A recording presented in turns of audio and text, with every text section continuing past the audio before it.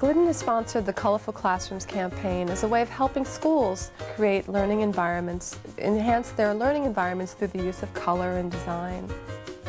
During this Color 2000 tour, selected kindergarten classrooms across the country got custom paint jobs to create the best educational surroundings for children. Well, contrary to popular belief, primary colors are not the ideal colors to use in a classroom, but really something more neutral and subtle that enhances what's going on in the environment. Interior designer Susan Arndt, who specializes in designs for schools and daycare centers, consulted with teachers and school officials on what makes a good learning environment, including the role of the silent teacher. Because the classroom environment influences behavior through the use of color and the mood that creates on the walls, and it influences and supports learning and socialization by the way the furniture is set up and how the activities are laid out. So really the environment is a silent teacher in that way that it influences those things.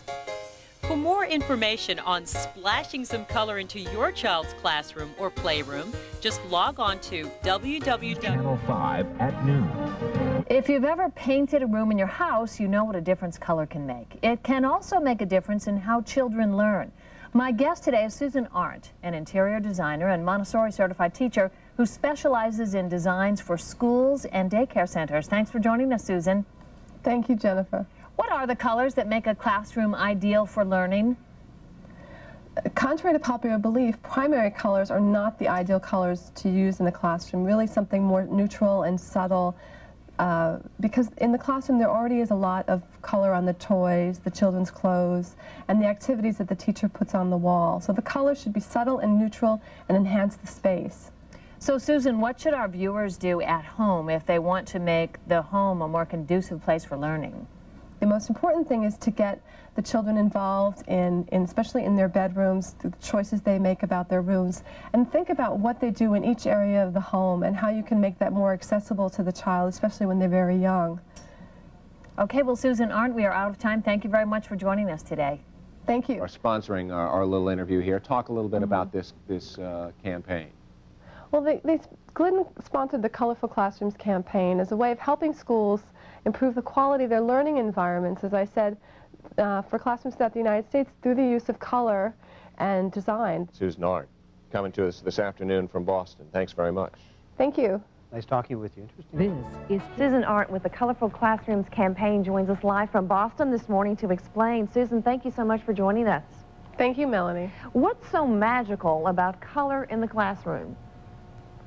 Well, color has a great effect on our emotions and our moods, and same goes true for the classroom. The right color can really be invigorating and stimulating to a space in the classroom, and the wrong color can promote aggression or overstimulation or even boredom. It really depends. The color is very important in terms of the classroom environment. Nothing like maybe a bright red or bright yellow? You want to stay away from those? You do. Most of those colors are already, there's a lot, the toys have colors in them. The children's clothes are very colorful.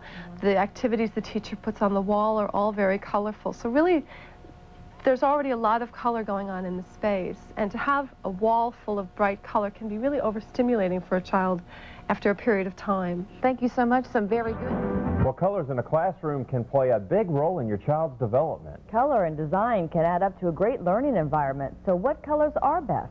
Well, joining us this noontime to tell us more about Glidden's Colorful Classrooms campaign is Susan Arndt, president of ABC Design. Thanks for joining us today, Susan. Thank you, Pat and Roger. Well, first of all, we'd always hear how yellow picked up your mood and maybe red or blue would put you to sleep. So what colors are they talking about these days for classrooms? Well, contrary to popular belief, primary colors aren't the ideal colors to use. Something more neutral and subtle that really enhances the environment. So if you choose a yellow, choose a type of yellow that's not overstimulating. It really depends on a lot of variables, the choice that's made. So if you're planning colors for a classroom and you're the teacher, what kind of colors do you want in there where you're going to get the best performance out of your children? You want a color that's stimulating and that invigorates the children, but is not overstimulating. You want a color that's inviting, that makes the space enhances the space. If it's dark, makes it brighter. If it's small, makes the room a little larger. But you don't want to use a lot of color, because there already is a lot of color on the toys, the children's clothes, and the activities the teacher puts on the walls. Already a lot of color. We have some teachers and principals listening to Noontime. Thanks a lot for joining us. Thank you.